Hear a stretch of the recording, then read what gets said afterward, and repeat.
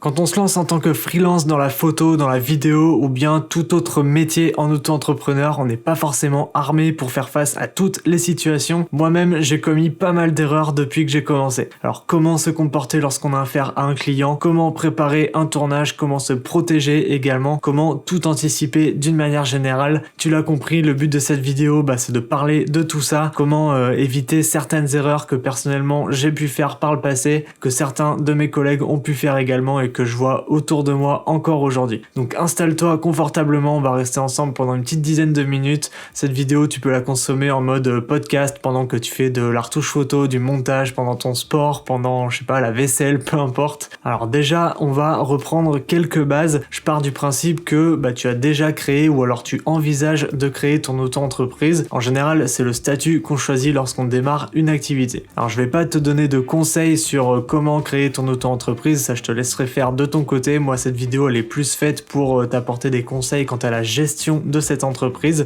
Donc en gros, pour simplifier, un client fait appel à toi pour une vidéo, une photo, peu importe, une prestation quoi. Tu lui fais un devis, vous convenez d'une date de tournage, tu shootes, tu fais le montage et tu livres la vidéo. Donc en gros, c'est 5 étapes. Comme ça a l'air simple et efficace. On pourrait même se dire que il peut rien arriver parce que tu as pensé à tout. Mais crois-moi, c'est vraiment loin d'être le cas. Et si jamais tu veux pas te retrouver au dépourvu parce que ce sera le cas un jour, tu te feras forcément avoir par quelqu'un. Il y a beaucoup plus de choses qu'il va falloir prendre en compte, notamment au niveau de la communication avec ton client dès la première prise de contact. Ça, c'est vraiment hyper important. C'est une erreur que je vois assez fréquemment malheureusement et que j'ai aussi faite par le passé. Donc je sais exactement de quoi je parle. Donc la première chose à faire une fois que le contact est établi avec le client, avant même de parler de devis ou quoi que ce soit, c'est de connaître les besoins de ton client. Pourquoi il fait appel à toi?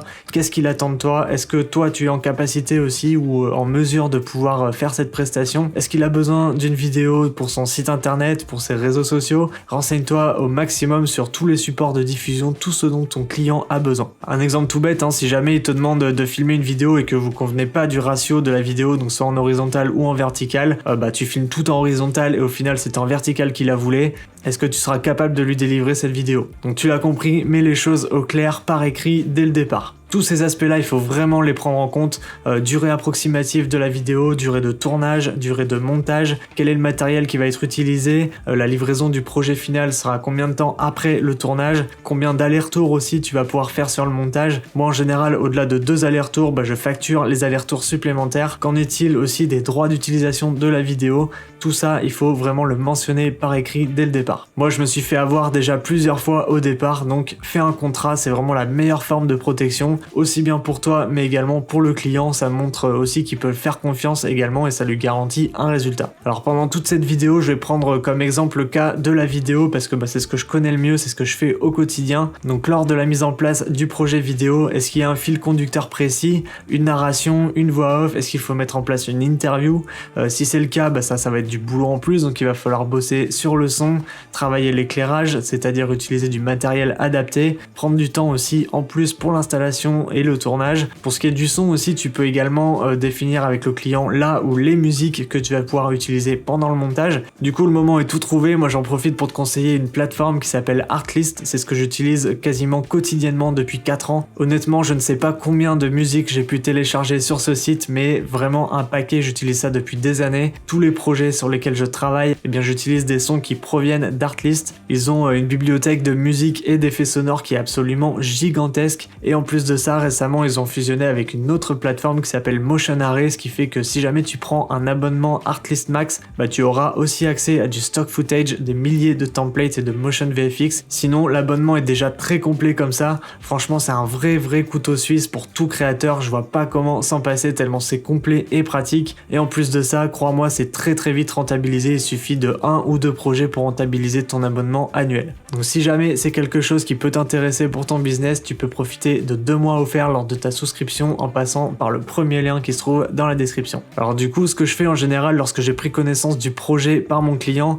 c'est que je fais une petite sélection des morceaux qui m'inspirent le plus pour ce projet et ensuite je les soumets au client ou bien tout simplement je lui demande de choisir des morceaux qu'il aime bien directement sur la plateforme. Mais personnellement, moi je trouve ça mieux si c'est moi qui le fais, ça développe en partie mon esprit créatif et ça me permet aussi de me plonger directement dans le mood de la vidéo. Il y a autre chose aussi qui est très important et qu'il faut absolument prendre en compte, c'est de bien faire comprendre au client que ton montage est basé en partie sur la musique. Donc le fait de changer de musique en cours de route, c'est quelque chose de faisable, mais ça va te coûter du temps, donc il va falloir prévenir le client que si jamais il souhaite changer la musique, dans ce cas-là, ce sera payant. Au niveau du tournage, c'est bien aussi d'anticiper au niveau du lieu, ça il faut réfléchir à l'avance. Pose des questions au niveau de l'endroit, de l'espace que tu auras, est-ce que c'est bien éclairé, est-ce que tu devras apporter tes propres lumières, auquel cas, comme je l'ai dit tout à l'heure, c'est du temps à passer en plus au niveau de l'installation, et au final, un tournage qui pourrait être fait simplement en 2 heures se finit en une demi-journée, voire même une journée complète si on additionne tous ces aspects, donc tu te doutes bien que niveau tarif, c'est forcément différent. Alors j'oublie forcément des points cruciaux, mais là où je veux en venir, c'est que mettez les choses au clair dès le départ avec le client pour connaître réellement ses besoins, et surtout, est-ce que toi, tu es capable d'y répondre.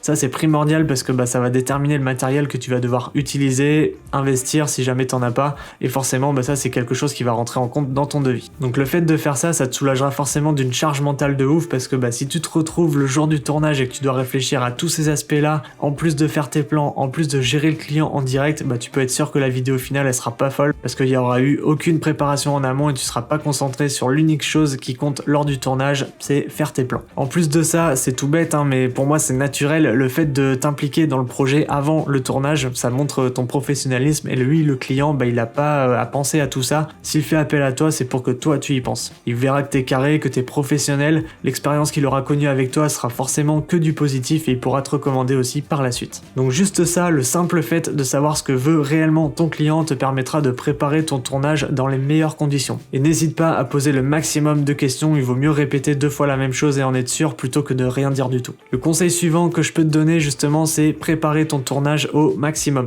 Plus tu auras bossé sur le projet en amont avant d'avoir tourné, plus tu vas le visualiser dans ta tête, ton client aussi potentiellement, et vous serez tous les deux plus sereins le jour du tournage. Tu peux faire un script par exemple, moi c'est quelque chose que je fais quasiment tout le temps, parfois il n'y en a pas forcément besoin, mais je le fais vraiment très souvent. Ça m'arrive parfois de passer des heures à bosser sur mon PC rien que pour choisir la bonne musique, écrire le script de la vidéo, mettre en place un storyboard avec des exemples de plans, de cadrage, de moodboard, tout ça ce sont des étapes primordiales dans la préparation d'un tournage. Alors une fois que j'ai soumis tout ça au client et qu'il a tout validé, ça me libère d'une grosse charge mentale, et ce que je fais en général après ça, c'est que je fais une liste de plans à tourner, comme ça le jour J, le jour du tournage, je sais exactement quoi faire, donc liste de plans, storyboard, croquis, peu importe, mais j'ai toujours une base, ce qui me permet de pouvoir compléter avec d'autres plans, de pouvoir improviser un petit peu le jour J si jamais j'en ai besoin. Allez, le point suivant, c'est la clarté des livrables. Ton client veut une vidéo, ok, mais sur quel support elle sera diffusée, quel format, quelle qualité, quelle est la stratégie de communication derrière tout ça.